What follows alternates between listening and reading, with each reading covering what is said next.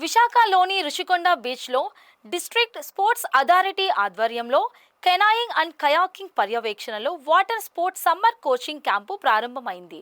సాబ్ chairman Ravi Naidu ముఖ్య అతిథిగా పాల్గొని క్రీడాకారులతో కలిసి సముద్రంలో బోట్ రేసింగ్ చేశారు. విశాఖ వేదికగా వాటర్ స్పోర్ట్స్ అభివృద్ధికి మంచి వనరులున్నాయన్నారు. 2002 నేషనల్ గేమ్స్ నాటికే సీఎంగా చంద్రబాబు నాయుడు అప్పట్లోనే మౌలిక వసతులు కల్పించారని రవినాయుడు గుర్తు చేసుకున్నారు.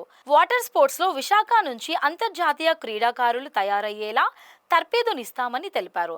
అతి త్వరలోనే అత్యుత్తమ క్రీడా వసతులు కల్పిస్తామన్నారు. కార్యక్రమంలో డిఎస్డిఓ జూన్ గాలియట్, కెనాయింగ్ అండ్ కయాకింగ్ సంస్థ అధ్యక్షులు బలరాం నాయుడు తదితరులు పాల్గొన్నారు. విశాఖపట్నం మొదటి నుంచి, ఎందుకంటే విశాఖపట్నానికి సముద్రం అనేది గుండెకాయలాగా ఈ పట్నం అభివృద్ధి చెందుతుందంటే మనకి దీని వల్లనే.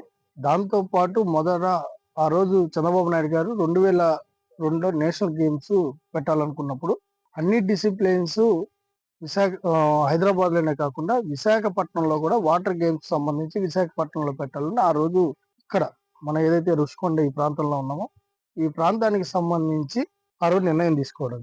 తర్వాత ఇక్కడ ఎందుకంటే మత్స్యకారు పిల్లలు కూడా బై బాన్ వాళ్ళకి దీని మీద మంచి హోల్డ్ ఉంది. వాళ్ళని కానీ ఎంకరేజ్ చేయగలిగితే ఖచ్చితంగా పిల్లలు ఈ విశాఖపట్నం, శ్రీకాకుళం, విజయనగరం, పాడేరు, అరకు, అదేవిధంగా అనకాపల్లి ఈ ప్రాంతాలంతా మీరు మెంటల్ గా ఫిజికల్ గా కూడా సముద్ర ఆధారితంగా మీరు ఎలా ఉంటారనేది అందరికి తెలుసు.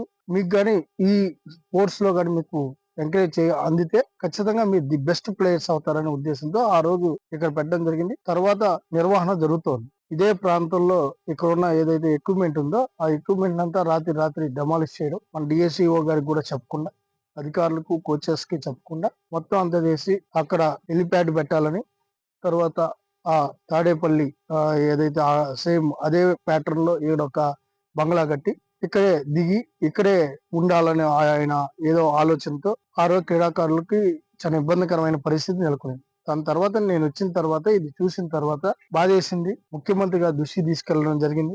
ఏదైతే క్రీడాకారులకు మనం ఆ రోజు కేటాయించామో ఆ స్థలాన్ని పూర్తిగా ఈ రోజు ఇబ్బందికరంగా పరిస్థితి ఉంది.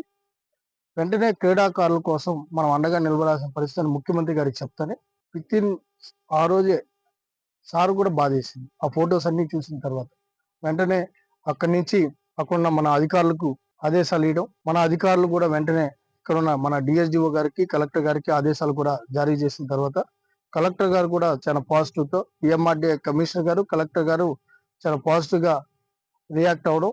దాని తర్వాత మనకి కూడా ల్యాండ్, ఎందుకంటే ఇక్కడ అంతా పిల్లలు కూడా వాటర్ గేమ్స్ సంబంధించి దాదాపు 11 డిసిప్లిన్స్ ఉన్నాయి. ఆ 11 డిసిప్లిన్స్ లో మన పిల్లలు కానీ బాగా రాణిస్తే ఈరోజు వాటర్ గేమ్స్ లో ఆడే పిల్లలు ఎవరైతే ఉన్నారో వాళ్ళు మెడల్ కానీ వస్తే మీకు ఉద్యోగాలు వస్తాయి, భద్రత వస్తుంది. దాంతో పాటు మీరు ఏదైతే సర్వీస్ బోర్డు సంబంధించి ఏదైతే ఉందో ఎన్డీఆర్ఎఫ్ కానీ ఇట్లాంటి ఏదైతే టీమ్స్ లో మీరు జాబ్ కానీ వస్తే మన ప్రాంతంలో ఏదైనా జరగడానికి జరిగితే కూడా మీరందరూ కూడా ఈ ప్రాంత ప్రజలను కూడా రక్షించే పరిస్థితిలో ఉంటుంది. కాబట్టి మీరు ఈ ఖచ్చితంగా దీంట్లో రాణించాల్సిన పరిస్థితి ఉంది. మీ భవిష్యత్తు కూడా బంగారు బాట మయమయ్యే పరిస్థితి కూడా ఉంది.